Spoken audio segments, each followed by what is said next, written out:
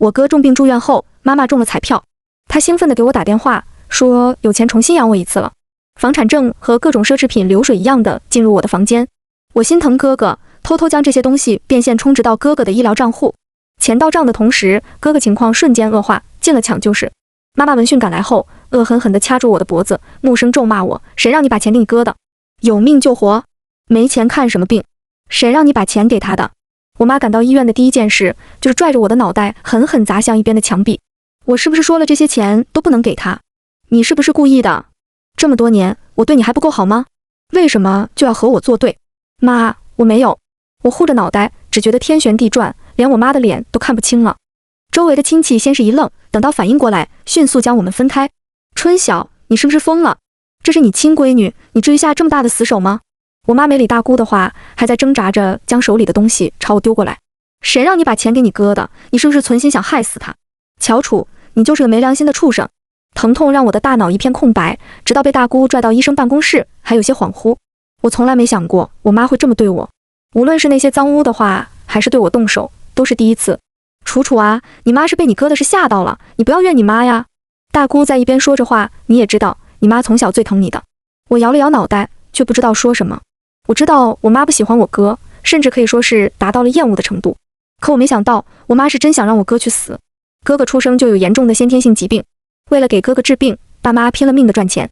可打零工赚来的钱，在巨额的医药费面前都是杯水车薪。为了多挣点钱，爸爸和人下矿，再也没上来。人没了，钱也没了。我妈悲伤过度，差点一尸两命。等醒来之后，我妈就恨毒了我哥。你哥就是天杀的丧门星，害了我们全家。这是我妈对我说过的最多的一句话。每次说这话的时候，她都让我哥跪在地上听着。楚楚是咱们家的福宝，自打生了他，我们家这运道，还有你这病，都一天好过一天的。以后你也得对他好，知不知道？每次我哥都默默点头。村里人都说我妈疯了，可我知道我妈清醒无比。她将我高高的捧在手心，将我哥踩到泥水里。她将所有的恨都发泄到我哥身上，把所有的爱都转移到我身上。我10岁的时候，体重和16岁的哥哥一样。在那个人人都为了生个男娃拼命的年代，我妈算得上十里八庄都出名的疯子，把老乔的根都快折磨死了。疯婆子迟早遭报应。我妈不管别人怎么说的，只将所有的心思都放在我身上。按照我妈的话来说，如果不是我哥，我爸就不会下矿，我就不会早产体虚。这都是哥哥欠我们的。从我有记忆以来，家里所有的好东西都是指明给我的。我们家的饭桌也是出了名的3-8桌，肉、蛋、奶都在我这边，而哥哥面前永远都是一盘子绿叶。我心疼哥哥，总是偷偷把好吃的藏起来，趁着妈妈不注意塞给哥哥吃。时间长了，妈妈就发现了。那是我第一次看见妈妈在我面前发飙。她让哥哥跪在地上，拿着柳条编成的鞭子，狠狠地抽在哥哥的背后。我叫你馋嘴，跑你妹嘴里抢吃的，你真是不要脸。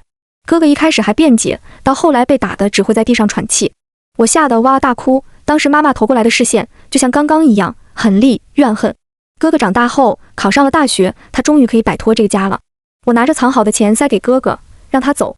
我知道他只有离开这个家，才能活出个人样。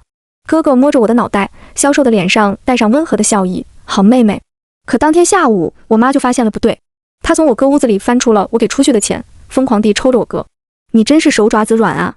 你哪来那么多钱？是不是偷你妹的？我抱着我妈的大腿，吓得哇大哭。妈，那钱是我给哥哥的，真不是哥哥偷拿的。你别打哥哥，都是我的错。我就是心疼哥哥，我想对哥哥好，我最喜欢哥哥了。你最喜欢哥哥了，那妈妈呢？我妈气得直哭，突然扯过哥哥手里的通知书，撕了个粉碎。你哪都别想去，就在家陪着你妹。那是我哥第一次反抗我妈，他找来大姑，找来村长，跪在我妈一遍遍地面前发誓，妈，让我去吧，我上了大学会好好赚钱给妹妹花的。我妈红着眼睛，咬死了不松口，以后都是虚的。我只知道你妹成绩不好，你就得留在家里辅导她。大姑恨得咬牙，扯着我哥要她起来。我哥一动不动，只哀求地看着我妈。我躲在门后，吓得浑身颤抖。我不明白，我成绩很好，为什么妈妈要说不好？我也不明白，妈妈为什么就是不肯让哥哥走。可我知道，我要帮哥哥。我从门后走出，声音里带着哭腔地扑到妈妈怀里。妈，你让哥走吧，我看着他就烦。怎么就烦了？你不是最喜欢他的吗？妈把他留你身边陪你不好吗？妈急了，是不是他欺负你了？没有，就是讨厌他了。那妈就让他滚。那么多人没办成的事，我一个小孩随口2句话就成了。我不敢回头看哥哥的表情，只觉背后那道视线无比的悲伤。哥哥什么都没错，可在妈妈眼里，她活着就是一个错。大姑看我不接话，也在旁边一声声的叹气。她拿着手机噼里啪啦的摁着，像是在和人对话。等到我头上的伤口处理好了，她才收了手机，脸上带了几分放松。刚才你妈给我发消息，说自己情绪太激动了，让我给你道个歉。你哥那边他守着就行了，你回家好好休息一下。我点了点头，脸上挤出几分笑，哥哥没事就好了。我确实想回家了，不是因为累，而是被我妈的行为吓到了，一时不敢去见她。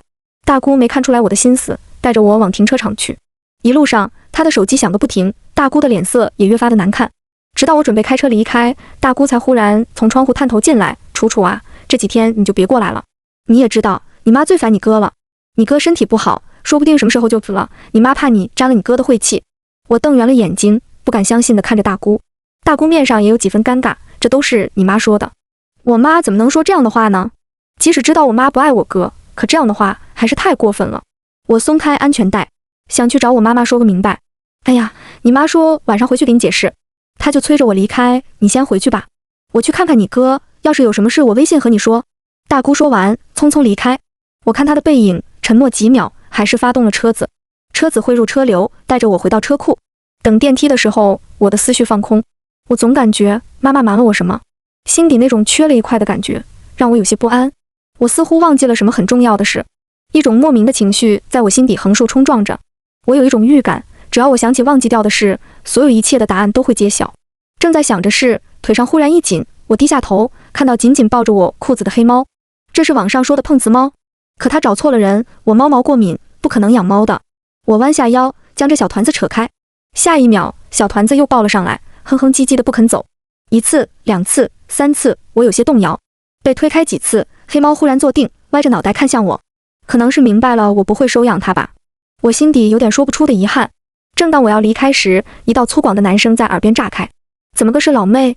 白爷，我都这么上杆子了，你就油盐不进是吧？”猫再说话。我感觉自己的腿在哆嗦。这大白天的，怎么还会遇到这种事？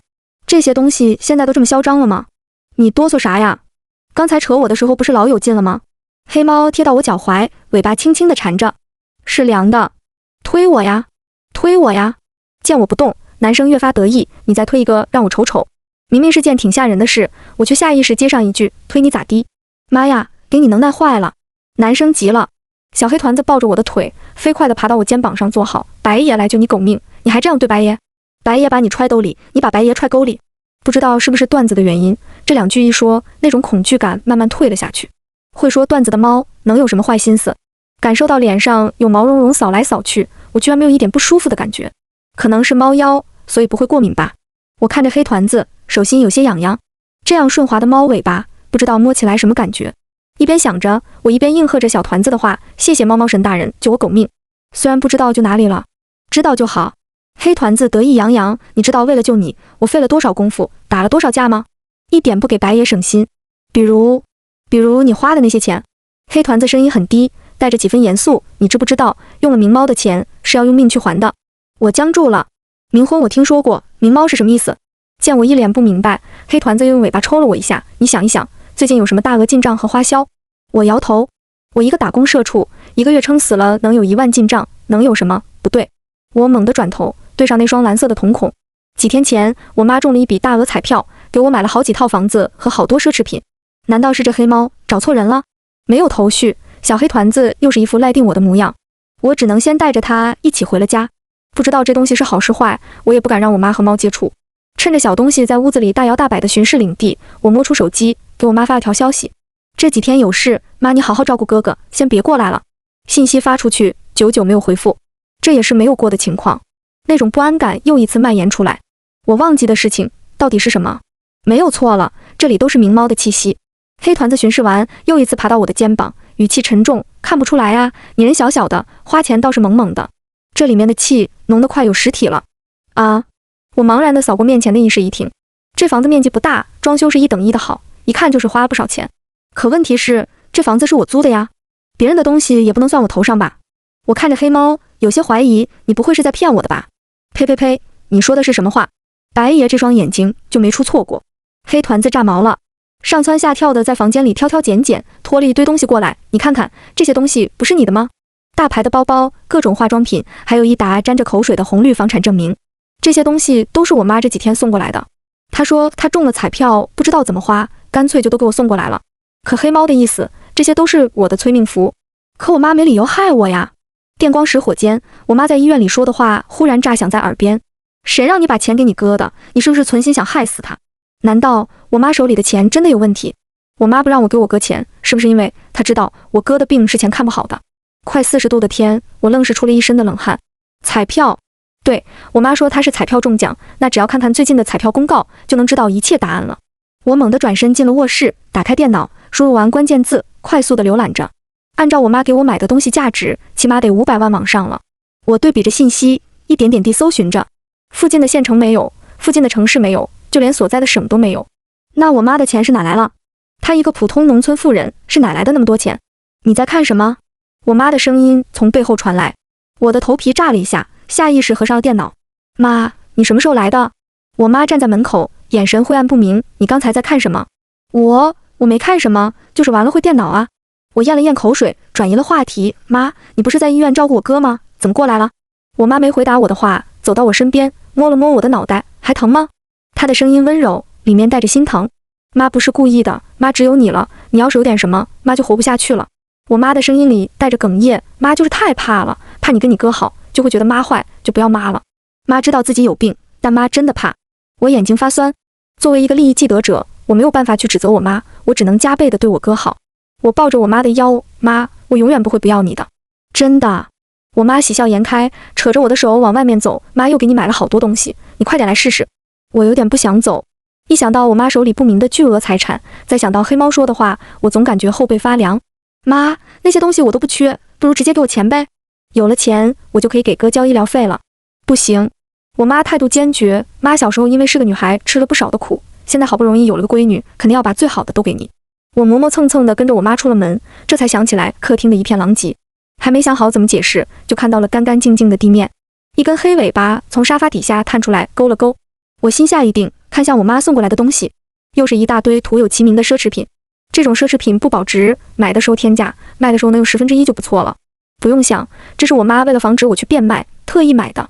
我妈一边絮叨着，一边将东西一样样的往手上套，2条胳膊套得满满当当，我妈又要往我脖子上戴。刚撩开我头发，我妈的动作忽然顿住了，她伸手从我的肩膀处捻下一根猫毛，语气冰冷：你养猫了？啊，没，我不是猫毛过敏吗？肯定不会养猫的。我说话声音越来越轻。不对呀，如果我真的猫毛过敏，为什么这么久都没有过敏反应？还有，那只黑猫居然是真实存在的吗？没有就好。我妈将毛放到自己兜里，过敏可不是小事，一定要注意。我胡乱的应着。陪着我妈吃完晚饭，我妈才拎着一锅汤出了门。我去给你哥送饭，这下你放心了吧？以后想去看你哥，就光明正大的看，不要偷偷摸摸的了。你哥的卡里我给赚了钱，这些东西你就不要想要变卖给他了。女孩子家家的，还是要打扮的好看点。我妈离开了，黑团子从沙发底爬出来，抽着我的胳膊，快，本身就活不了多久了，你还戴，快摘下来。我配合的将手链都取下来。说来也奇怪，手镯离身之后，身子居然莫名的松快了很多。你妈是真怕你能活呀。黑猫尾巴一扫，将那些东西扫落在地，又呸呸呸的吐了几口唾沫。时间不多了，咱们得快点处理这个事。怎么处理？我连明猫是什么都不知道，更不知道这个突然出现的黑猫和跟我日夜相伴，对我疼爱有加的母亲哪个是好的。黑猫很犹豫，它烦躁地甩着尾巴。你知道招财猫吗？我脑子里瞬间出现一个举着爪子的大肚子猫，不是那种。收起你那一副蠢样。黑猫又一次炸毛了，我说的是邪术。就是黑猫还没说完，身子忽然一僵，然后直直地从我身上摔了下去。漆黑的液体从它的皮毛中间溢出，带来阵阵的恶臭。不要看！黑猫叫声凄厉，不等我反应，一瘸一拐地跑到窗户边，一跃而下。我捂着胸口，那里骤然很痛，带着无尽的悲痛。那个叫声我似乎听过。等了2天，黑猫没有再出现，我的精神也越发的恍惚。工作的时候频频出错，就连过个马路也会不停地走神。我在想，招财猫到底是什么？我是个妈宝女，按照以往，我肯定第一时间就和我妈说了。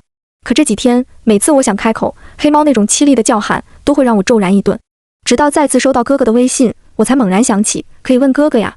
几天不见，哥哥的身体好了很多，见到我，他明显很开心。可触及到我额头的纱布，那种开心又变得落寞。疼不疼？我哥心疼地摸着我的脑袋，妈也太狠心了。不怪妈，他就是担心你。呵，哥哥发出一声冷笑，似乎想要说些什么，又咽了回去。妈不愿意让你来，下次你就别来了。哎，这下子太亏了，我就愿意来，我想多陪陪你。妈也说了，我可以来。我将脑袋贴到哥哥的肩膀，哥，你别死，我舍不得你。哥拍了拍我的脑袋，长长的叹了一口气，说了一会儿话，我才想到来的时候的事。哥，你听说过招财猫吗？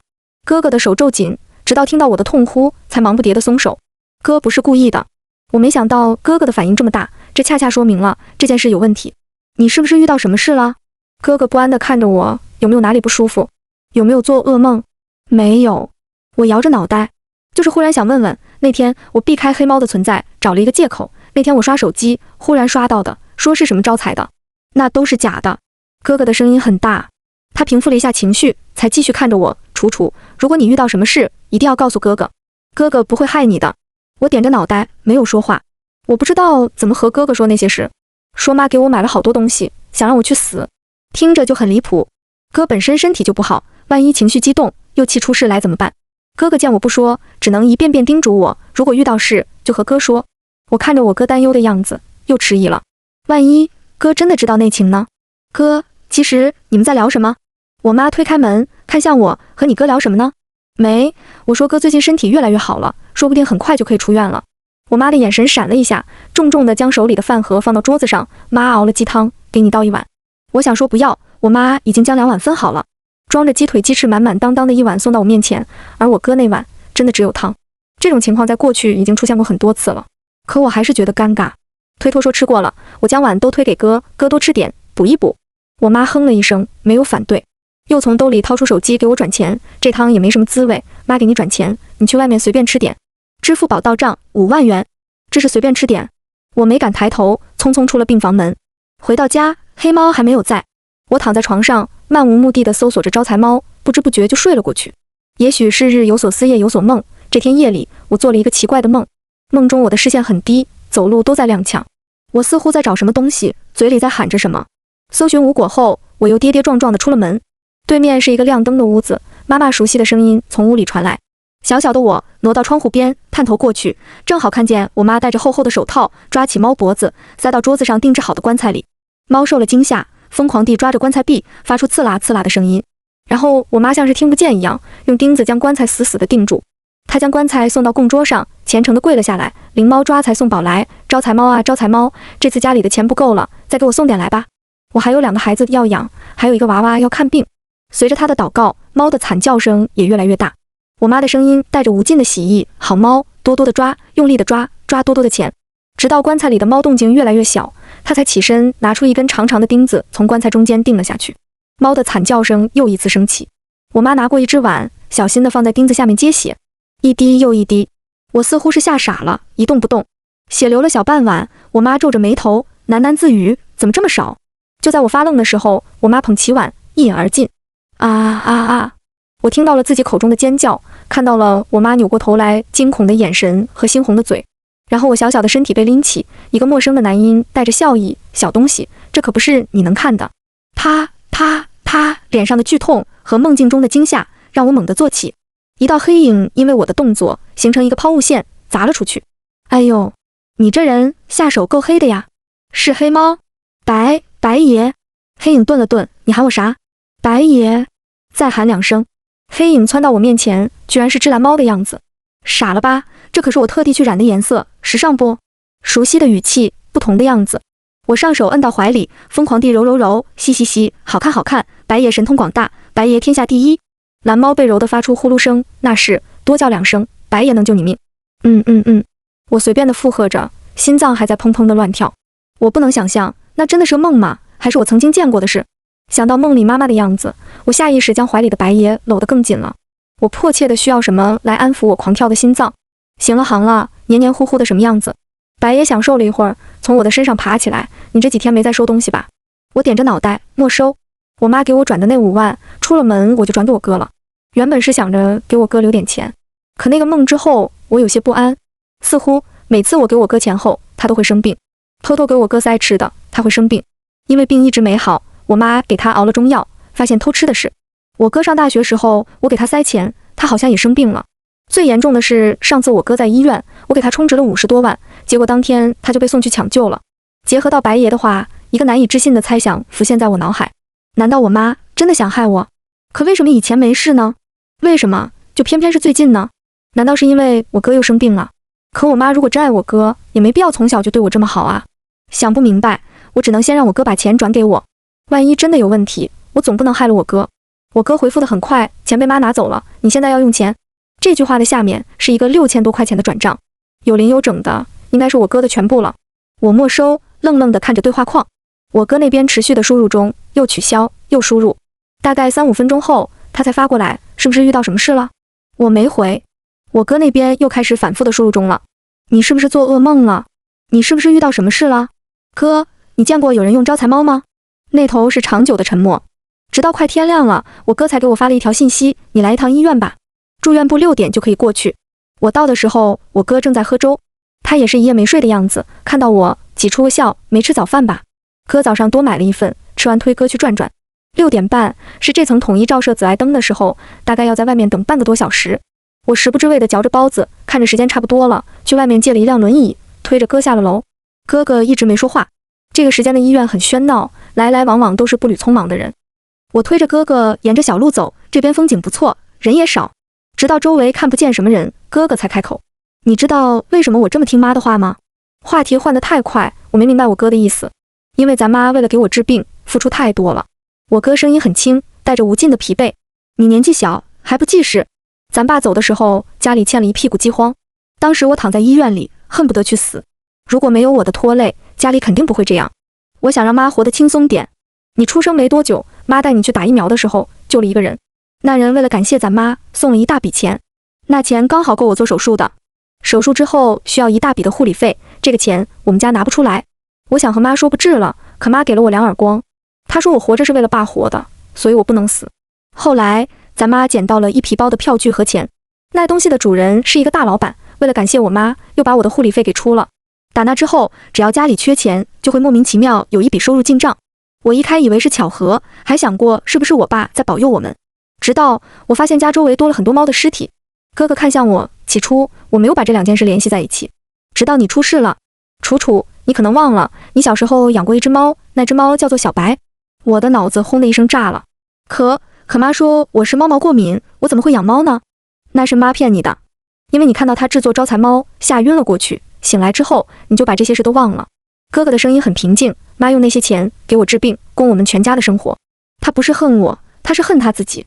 他原本是很善良的一个人，但为了我才变成这个疯样子。所有人都可以说他是疯子，只有我不行。我哥看向我，我一直在想，这种东西会不会有什么后遗症？但这么多年，好像一直没有。咱妈控制得很好，每次都是刚好够渡过难关的。等我后来能赚钱了，我就再也没有发现过猫尸，直到我又一次病发。你到底遇到了什么事？是不是那些事报应在你身上了？我哥的声音很涩，该死的是我，该得到报应的也是我。我一直怕这些事会波及你。妈妈也对我说过怕我不要他。哥哥也对我说怕事情波及我。可我该怕什么？我该做什么？这些年，我有空的时候就会去查那些事，但始终没有一个结果。如果你真的遇到了什么事，就回老家看看吧。哥哥递过来一个地址，我不知道妈又做了什么，但他忽然之间弄了这么多钱出来，一定有我们想象不到的后果。哥哥后面说招财明猫 BDO 22的话，我没有再听。手心的纸条重若千斤。得益于这些年看的小说，我瞬间就猜出来一个可能。妈妈想用我的命换哥哥的命，虽然不知道具体的过程是需要什么操作，但无非就是这一点了。因为钱有问题，所以妈妈不同意我给哥哥钱。因为钱有问题，所以妈妈才会那么愤怒地打我。妈妈不是不爱哥哥呀。你要回去吗？我坐在阳台，白夜从身后跃到我身上，蹭了蹭我，气息已经很浓了，再不处理就来不及了。我不知道。我摊开手，看着自己白皙的手心，有些莫名的冷。你说，真的有人能伪装出来爱和不爱吗？真的有人能20年如一日的伪装吗？白夜在我的肩膀趴下，我不懂你说的这些话，但是我知道，伪装之所以是伪装，是因为那是短暂的虚假。如果这种虚假能够持续到一辈子那么长，那么假的也是真的了。更何况，你妈虽然说变态了点，但是真的爱你。是的，我妈很爱我。那么怕黑的一个人，会在我生病的时候，连夜抱着我跑20-30公里到县里的医院。那么爱美的一个人，会因为我随口一句想吃肉，而毫不犹豫地剪掉长发，换成桌子上的几盘菜。一件事可能是假的，那10件事、100件事呢？他爱我毫不质疑，但他也爱哥哥。在我们两个中取舍，最痛苦的应该也是他吧。如果能够为了家人去死，应该也不是多痛苦的事。没有那么简单。似乎是看出我的想法，白爷的声音变了变。你妈这是缺了大德才能干出来这事。就算你替你哥死了，你妈也活不成。死亡只是第一步，后续还有无穷无尽的折磨。你哥死，那是顺应常理，人死账消。你和你妈接下来日子可能会苦，但多做好事下去之后，用阴德赎罪，也不会太难熬。你现在拨乱反正，虽然有一时的痛苦，但总比全家一起绑在铁柱上来个碳烤消消乐强吧。再说了，你不想你哥下辈子有个好身体，有个健全的家庭吗？我想。我站起来，看了看外面的世界，掏出手机请了长假。不管是为了家人，还是为了阴德，又或者是那些无辜惨死的猫，我还不能死。从初中开始，我们家就搬离了农村，10来年没有回去过了，家乡的变化大的我都认不出了。按照我哥给的地址，又辗转问了很多人，才找到已经老旧的房子。老房子上面有很多爪痕，新旧叠加，看起来阴森又恐怖。白野从来了这里之后，就一直处于一个紧绷的状态。我将他揣进卫衣兜里，安抚地揉了揉。你是老乔家的丫头？身后有一个沧桑的声音喊住我。我转过头，有点眼熟，但想不起来是谁了。还真是你，跟你妈长得一模一样。你们太久没回来，这屋子都成猫窝了。要不是那位拦着，我们早就把这里都拆了。老太絮絮叨叨地说着，你们要是有良心，抓紧自己拆了吧。一天到晚猫叫个不停，都成公害了。我现在听到猫这个字都忍不住一个机灵。老太还在说，这天看起来不早了，你要是处理完事，抓紧走吧。不然天一黑，那些东西又要出来。哪些东西？还有什么？猫呗。老太哼了一声，有些不耐烦，记得去签字处理房子。老太走了，我看着眼前熟悉又陌生的房子，忍不住伸手摸上了房门上的划痕。划痕很深，这么些年累积下来，门板好几处都掏空了。我顺着空着的位置往里看，对上了一只金童。瞳孔的主人隔着门朝我用力抓来，声音里带着无尽的恨意。喵呜！我没反应过来，身子被人猛地往后一拉，摔了个屁股蹲。你怎么这么喜欢偷看啊？声音的主人带着几分无奈，蹲到我面前，受过一次罪，怎么还不长记性？男人看起来已经60、70岁的样子，身上很干净，是梦里那个男人。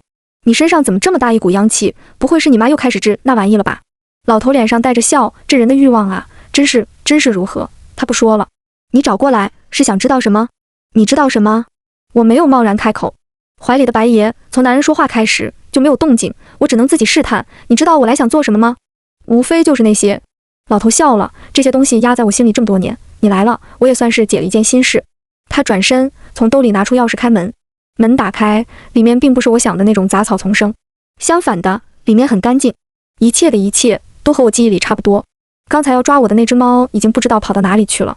老头招呼我进屋，天快黑了，那些东西要来了，咱们进屋说吧。又是那些东西，不能直接说猫吗？我踏步跟上老头的步子。屋里没有开灯，但是有不少的蜡烛。老头将蜡烛一一点上，屋子里亮堂起来。做完这一切，他起身关门。我心里一紧，那些新闻上看到的信息一条条的浮现出来。你不要想太多，我都这个年纪了。老头无奈叹气，我是怕等会那些东西进来。话音刚落，屋子外面传来了几声猫叫。刚开始像是试探，很快猫叫的声音越来越大，也越来越近。来了！来不及反应，下一瞬，无数凄厉的猫叫在周围响起。墙头上、屋顶，目之所及都是猫。我是一个很喜欢猫的人，可被这么多猫包围，我只感觉无尽的恐惧。不怕，他们暂时进不来。暂时。老头坐在椅子上，哼着不知名的调子，在你钱花完之前，他们不会进来。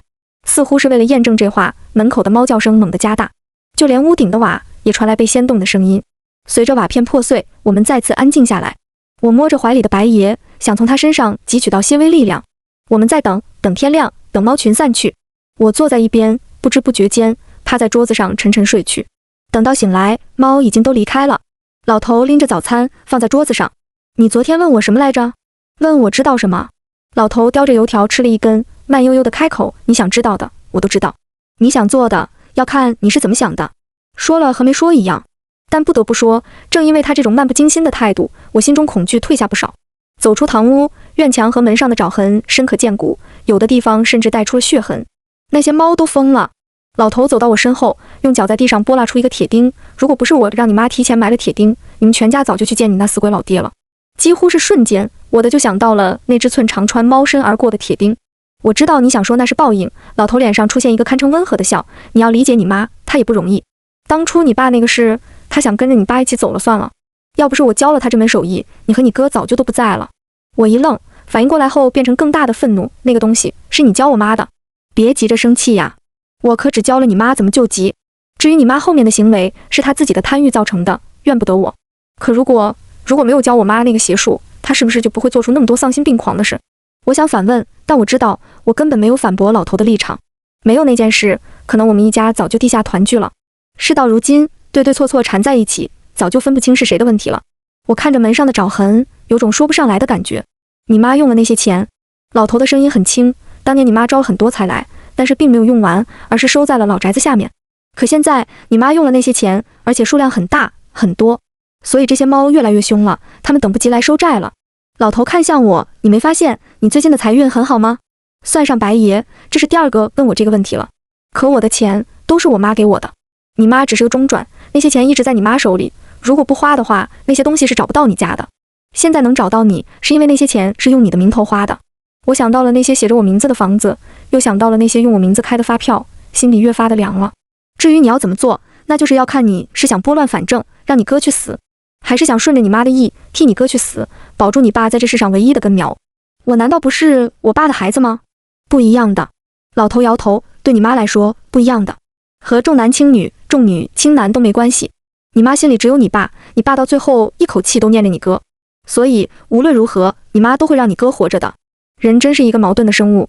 老头目光沉沉，视线像是落到我身上，又像是落到我的身后。你想好了要选择那条路了吗？20年前我没有机会选择，20年后这个机会被递交到了我手中，是视而不见，顺其自然，还是拨乱反正，让我哥去死？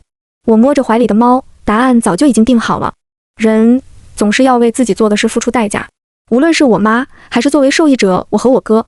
这么多年，那些惨死的猫，不能因为我们是人，就这么的肆无忌惮地虐杀其他生物。老头笑了，早该如此了。老头答应得很爽快，好像一直在等这一刻一样。他带着我将院子里的铁钉一根根拔了出来，每一根都很长，一根都浸透的陈年的血迹。我可先和你说好了，我不救人，只解因果。你要是运气不好，死在中途了，可和我没关系哦。老头说这话的时候，正蹲在院子中间给棺材上供鸡血，一层又一层，在阳光下越加鲜红。我知道的，无论什么结果，我都做好准备了。铁钉很多，每条铁钉就代表一条命。我用了2天多的功夫，才把所有铁钉拔出来，整理好。第二天临近天黑的时候，老头让我把铁钉绕着棺材钉一圈，一圈要是用不完，那就用2圈，2圈要是用不完，那就3圈。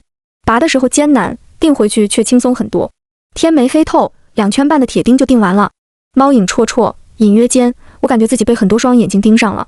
差不多，躺进棺材里。老头从屋里翻出一大把红烛，对还在发呆的我说：“愣什么？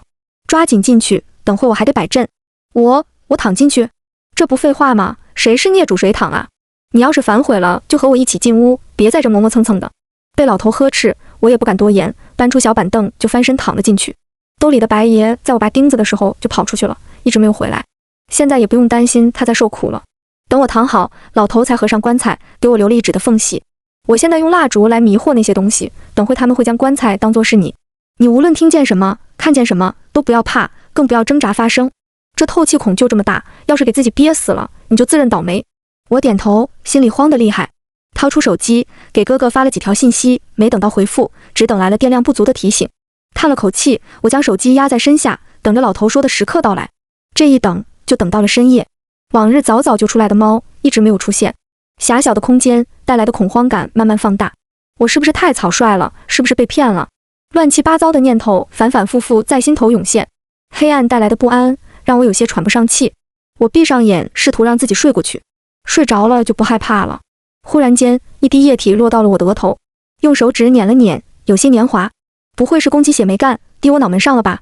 我摸出手机，亮开屏幕，红色的，啪，又是一滴。视线顺着手机光往上，是一条血肉模糊的烂肉。啊！我的嗓子像是糊了一层一样，出不了声音。似乎是发现了我，胳膊猛地缩了出去。喵！尖利的声音此起彼伏起来。我慌忙地灭了手机光，仅仅一瞥，我也看到了透气孔外密密麻麻的绿光，那是眼睛。在我不知道的时候，那些眼睛就那样一直盯着我。我咬着自己的手，不敢发出声音。棺材上开始传来密密麻麻的抓挠声，头顶、身下、四面八方都是指甲和木板摩擦发出的声音。他们把棺材当作是我了。我咬着牙，不敢去想这是多大的恨意，更不敢想，如果白爷没有出现，如果我没有来，那迟早有一天，这些指甲落下的地方就是我的身体，说不定能给我挠成人肉干。折磨持续了一夜，直到天亮，老头掀开棺材，让我爬出来活动一下。还有2个晚上就好了。跨界报仇，以39为数，熬过3天，一切就能拨乱反正了。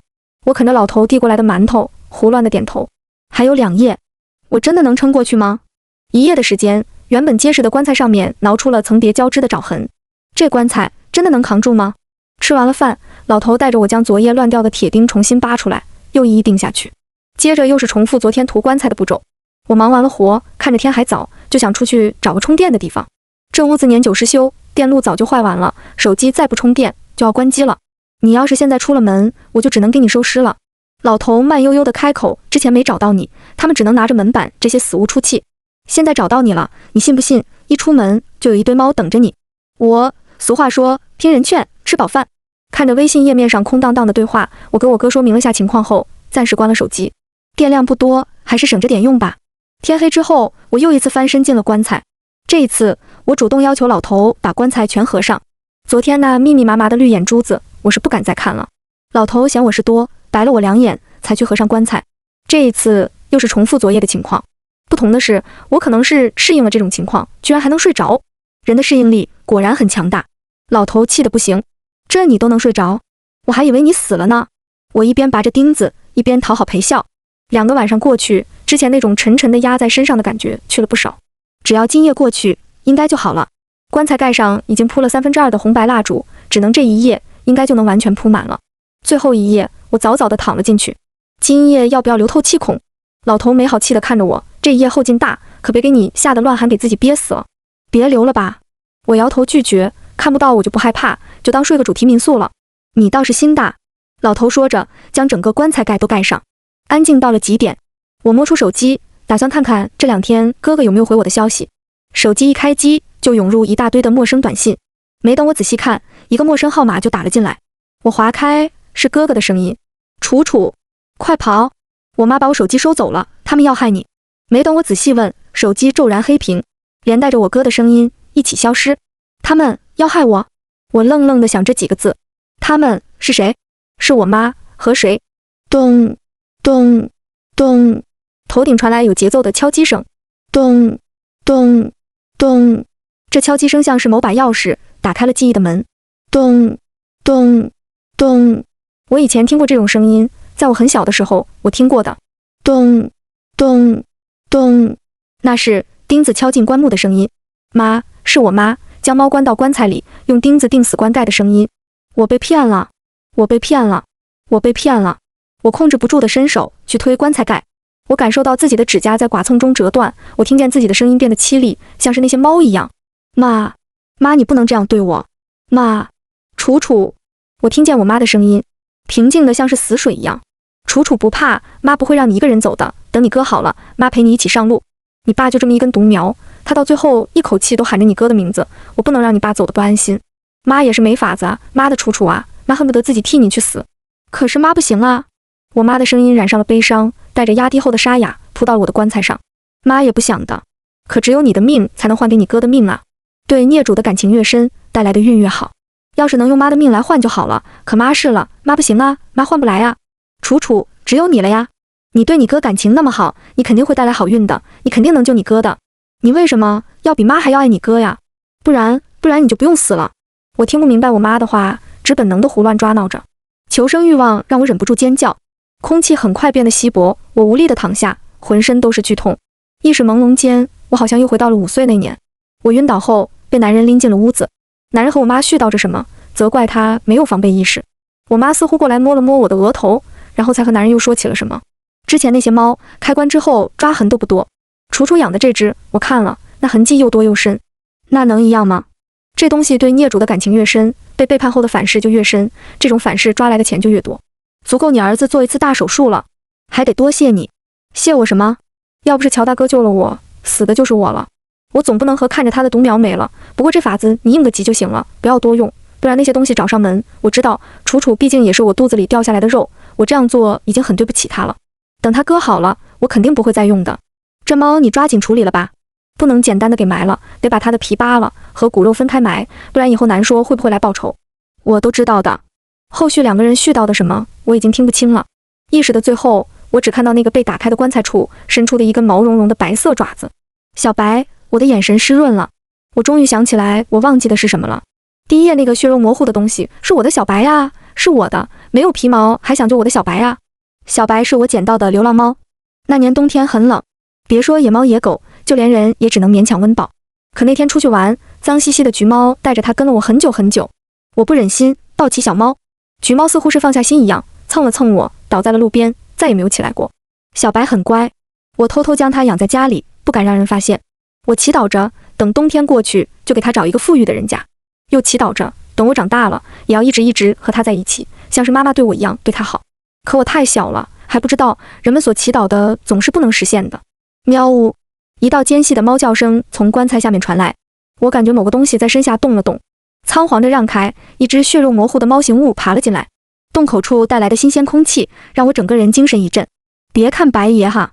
猫形物不好意思地开口，那些猫太小气了，不就是借2天皮吗？一个个都不肯。时间太紧了，白爷来不及和他们打架，只能先过来了。我眼泪噼里啪啦地往下掉。我为什么没有认出来呢？我为什么要忘了呢？小白，我无声地喊着。好，现在白爷都不喊了，直接喊小白了是吧？老妹，你这可不地道哦。白爷甩着尾巴，血肉的黏腻感让我心头震颤。你是不是很疼啊？被关进棺材里，被用钉穿过，被扒了皮，是不是很痛啊？也还行吧。白爷说的云淡风轻，没有我想你的时候疼，也没有我担心你的时候疼。哇！我控制不住的嚎出声，对不起，我就是废物，我什么事都做不好，我就是蠢货。别哭，哭啥呀？这谁也想不到啊。白爷声音急了，别说你了，就连我当年都没想到，你妈喊我出去吃肉泥，还没吃完就被关棺材了呀。谁还没个错了？我哭得更大声了，外面的哭声停了一下，然后也变得更大了。他叔，我咋感觉楚力气越来越足了呢？别管那些了，等到天亮就行了。老头的声音也靠近了棺材，咱们先进屋，等那群东西来了，发现里面的东西没气了，就会离开了。用明猫的钱买他的命，他哥就能活下来了。外面的声音越来越小，等过了一会儿，就被猫叫声取代。棺材被晃动，被推着，抓挠着，一双双绿色的眼睛从洞口探着。借着光，我隐约看到了2只熟悉的猫，或者说是毛。白爷看着我的视线，眯着眼睛看了看，然后装作不经意的一屁股坐到了洞上。等到天亮就好了。这句话老头也和我说过。我点着脑袋，抱着没有电的手机，目不转睛地看着小白。真好啊，还能再见面。对不起啊，让你一只猫受了那么多的罪。时间1分1秒的过去，外面的嘈杂声忽然小了起来，取而代之的是各种口音的人声。就是这里呀，警察同志，我亲眼看着那个老头把小姑娘骗进棺材里的，这不是搞什么迷信吧？还有，这地方天年晚上有猫叫，但是我们一次猫影子都没看过，肯定有问题。说不定就是什么传人那个什么来着，那肯定是传销，不然好端端的一个小姑娘跑来这地方干嘛？肯定是被骗了。你们谁看到她出过屋子了？不都是那个疯老头去买的饭？一定有问题，警察同志，你们就信我的吧。妖兽了，好大一张棺材呀！白爷让开身子，从洞口爬了出去，没多久又爬了回来。不用等了，你哥报警了，那边2批警察在踹门呢。他走到我跟前，想蹭我，又缩了回去。你安全了，白爷就放心了。白爷走了。不等我说话，他缩着身子从小洞离开。大门被踹开，我妈和老头惊慌着从屋里出来，不肯让人靠近棺材，被警察控制住，还在喊着不能开棺。棺木被切割机切开，我抬头看着外面亮堂堂院子，看着一群拿着手电拿着灯带着关切的脸嚎啕大哭起来。不要怕，我们来了。一位女警上前抱住我，不要怕，是你哥哥报的警，我们来救你了。等我再见到我哥，已经是3天后的事了。他的病情恶化得很快，像是一夕之间失去了所有的精气神。看到我时候，他下意识地看了一眼我身后，见没有人，又扯了扯嘴角。他没有问我妈怎么样了，只问我还好吗？我点着头，没有和他说这中间的事。我哥要死了，我们都知道。就像欠了的东西总是要还，我妈强行为我哥借来的命，也到了偿还的时候。哥哥握着我的手，一字一句地吩咐他的后事。他说了很多，脸上始终挂着笑，直到所有的都说完，才第一次提起妈。我走后，你多看着点妈。一切都是我的错，我死了会去下面赎罪，你们好好活，争取哥赎罪完了，你们再下去。妈做错了很多事，但对得起我，别怪哥瞒着你小白的事。哥不动了，他的眼睛不知道什么时候闭上了，仪器发出长长的低声。一切都结束了，妈和老头涉及故意杀人，被判得很重。处理好哥的事后，我去看了他们。我妈像是傻了一样，不会说话，不会笑，只盯着某个地方发呆。她的身上常有伤口，那是她自己发疯时候弄的。她想死，但死不了。我把哥的事和她说完，她也没有反应。可我知道，接下来的日子，她会像哥这些年一样，悲哀且煎熬地活着。老头倒是一脸无所谓，和我初见时候一样，干干净净，脸上带着温和的笑。做我们这行的，我早就知道会是这么个结局，就是挺对不起门主的。我没接话，问了他别的事，怎么样可以让那些猫舒服点？积阴德呀。老头回答得很爽快，天下卦门分有阴阳两门，一为活者解阴，一为亡者了愿。我背叛的宗门就是阴卦门，那里是专门赚取阴德的。你要想让那些猫好过点，我倒是可以推举你过去。我看着对面老头，考虑他话的真假。我都这样了，没必要骗你啊。老头笑，当初教你妈那个法子，我也后悔过，但做都做了，后悔也没用。至于你，也算是我对不起你。你要是想去，就去找殷13，他会带你入门的。只是入了门，半阴半阳，会没有来世罢了。老头摊手，就像我，死了也不会受罪，魂飞烟灭，直接一了百了了。最后信你一次。按照老头所说，我在老家的宅子里翻出来一块刻着阴卦门3个字的绿色牌牌。可殷13的联系方式，我始终没有头绪。直到夜里，雾气四起，一只笔蹦跳着从雾气而出。殷13，找到新人了。知道了。一身墨色旗袍的女人从雾气踏出，朝我伸出手，欢迎加入阴卦门，以后你就是殷15了。就这么简单。我有些受宠若惊地伸出手，晃了晃，我还需要做什么吗？女人皱了皱眉，似乎在思考，入门的话需要一个灵宠。我在路上捡到一只，不如就送给你吧。她说着，一团白乎乎的小东西从空中抛下，准确地落入我的怀中。温暖的毛茸茸。臭丫头，不准这样对白爷。白爷是有主的。怀里的猫扎牙舞爪，我却忍不住抱得更紧了。小白。毛茸茸一僵，扭过头来，眼神里闪过欢喜。他的喉咙里发出舒服的呼噜声，如果是你的话，也不是不可以了。谢谢你。我诚心诚意地对着女人说。女人摆了摆手，谢就不用了。这小东西的皮用了我不少阴德，记得还我就好了。还有，入了阴卦门，你杨氏那些带阳气的东西也该处理了。不如我帮你处理了，换来的阴德一人一半。女人说这话时，眼睛瞪得圆圆的，像是一只狡黠的狐狸。那些东西可不好处理，要不是我有冤大头可以打包收，靠你自己一半都卖不出去呢。好，我点头答应。那咱们就走吧。雾气将我们包围，我感觉自己的身子轻飘飘地升起。殷15，欢迎加入阴卦门。